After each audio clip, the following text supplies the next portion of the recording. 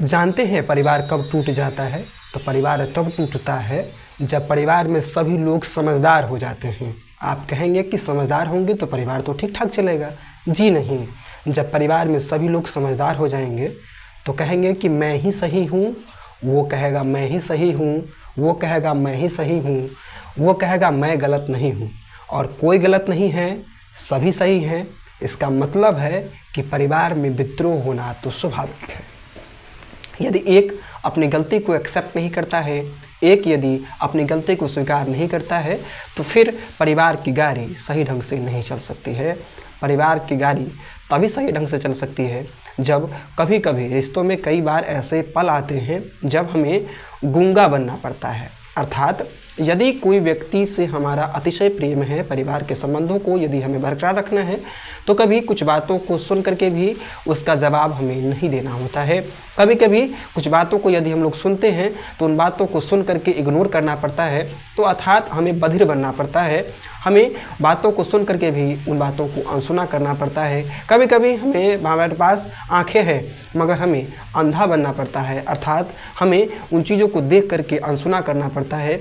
तब जा करके यदि आप थोड़ी सी नासमझी रखेंगे और बोल देंगे चलो तुम ही सही हो, हम ही गलत हैं, तो देखिए ना, जब तक सांसें शेष है तब तक परिवार में कभी भी मनमुटाव की स्थिति नहीं होगी। मगर आज रिश्तों में मनमुटाव की स्थिति है।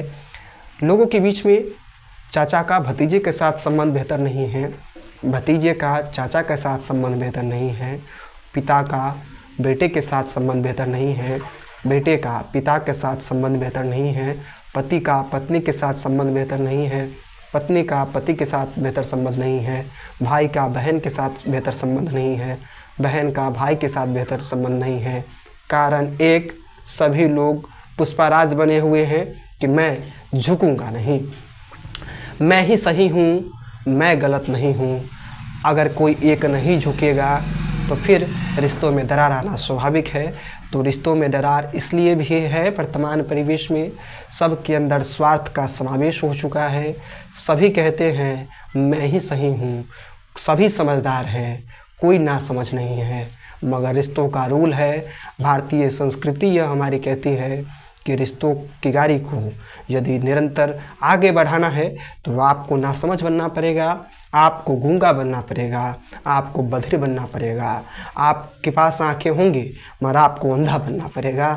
अर्थात कुछ बातों को सुन करके भी सहना होगा, और सहना होगा जब बातों को, तब रिश्तों की गाड़ी आगे बढ़ेगी, तब रिश्तों की गाड़ी आगे बढ़ेगी और परिवार में तब मनमुटाव की स्थिति जो है वो कोसों दूर होगी और परिवार में गृह कलेश जो हुआ करता है वो नहीं होगा।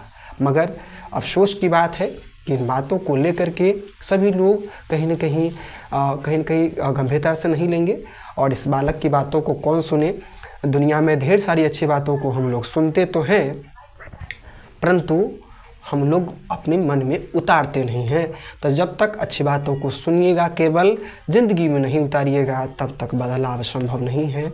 हमेशा यह प्रयास कीजिए कि बदलाव तभी होगा जब खुद के अंदर कुछ न कुछ बेहतर लाइएगा, परिवर्तन सकारात्मक विचारों का, तो निश्चित रूप से परिवार की गाड़ी चलती रहेगी।